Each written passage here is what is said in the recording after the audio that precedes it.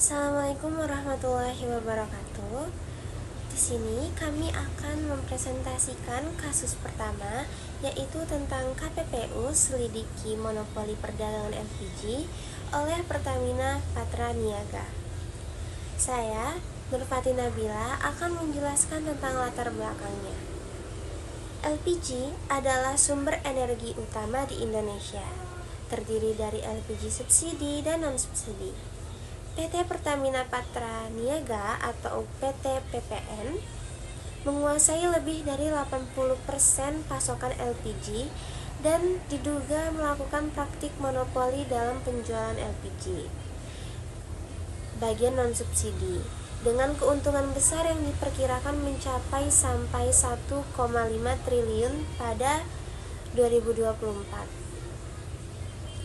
Harga LPG non-subsidi yang tinggi mendorong konsumen beralih ke LPG subsidi, membebani anggaran negara dan memperparah ketidaktepatan sasaran subsidi.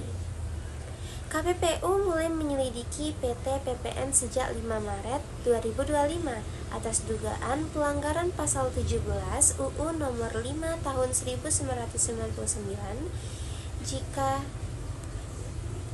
Jika terbukti, kasus ini bisa menjadi preseden penting dalam pengawasan persaingan sektor energi.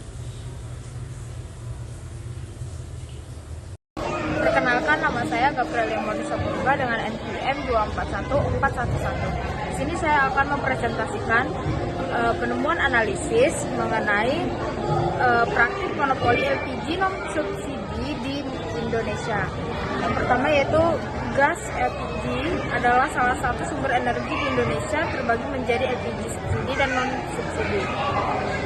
PT Pertamina Patra Niaga atau PT PPN menguasai lebih dari 80% pasokan LPG, mengendalikan distribusi baik dalam negeri maupun impor. Penemuan utama itu adalah dominasi pasar oleh PT PPN, yaitu PT PPN menguasai lebih dari 80% pasokan LPG. Lalu indikasi praktik monopoli yaitu KPPU menemukan bahwa PT PPN diduga menjual LPG non subsidi dengan harga yang di atas harga wajar. Perkiraan laba supernormal mencapai 1,5 triliun pada tahun 2024. Lalu dampak ekonominya, harga LPG non subsidi yang tinggi mendorong konsumen beralih ke LPG subsidi 3 kilo.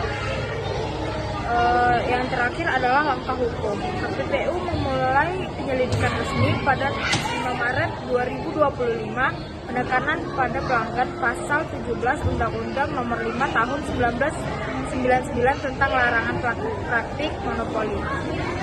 Kesimpulannya yaitu temuan analisis menunjukkan perlunya pengawasan lebih ketat terhadap praktik monopoli di sektor energi.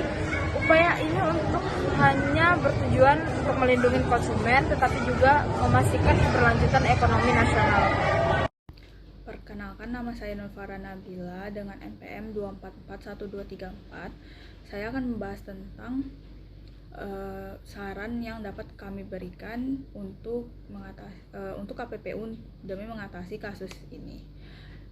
Saran yang pertama adalah pengawasan yang ketat. KPPU memiliki tanggung jawab untuk melakukan pemantauan ketat terhadap praktik bisnis dalam sektor perdagangan LPG. Melalui pengawasan ini, KPPU dapat mencegah praktik tidak adil yang merugikan konsumen dan pelaku usaha lainnya.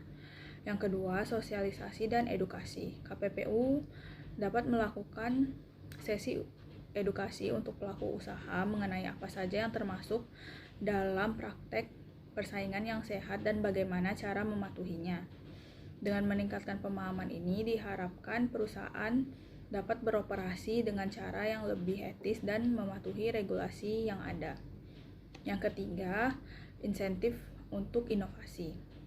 Pemberian insentif seperti pajak atau subsidi untuk perusahaan yang berinvestasi dalam teknologi dan praktek bisnis inovatif dapat mendorong persaingan. Misalnya perusahaan yang mengembangkan teknologi pengiriman LPG yang lebih efisien atau sistem layanan yang lebih baik akan berpotensi menarik konsumen dan memperkuat posisi mereka di pasar.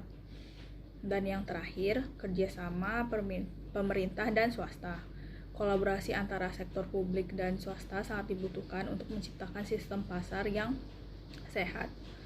Partisipasi aktif pemerintah dalam menjalankan kerjasama dengan pelaku bisnis dapat memperkuat regulasi dan praktek-praktek yang baik yang menguntungkan semua pihak.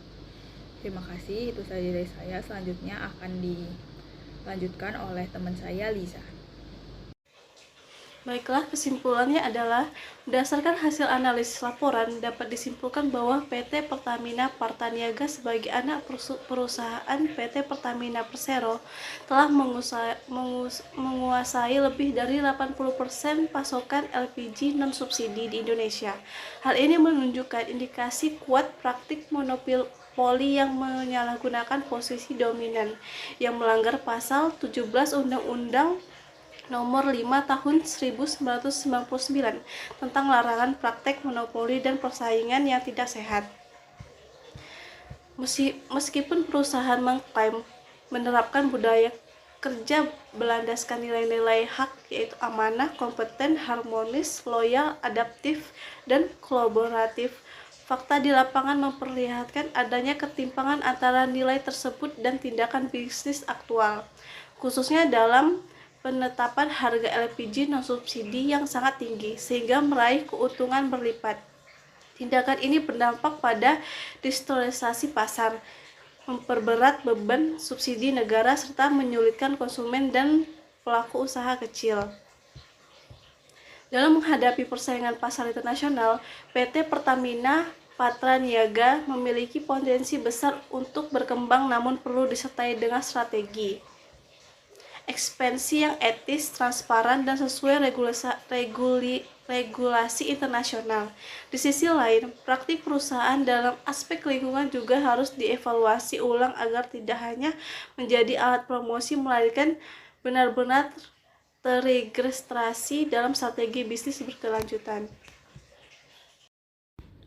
Itulah dia presentasi dari kelompok 1. Terima kasih telah mendengarkan.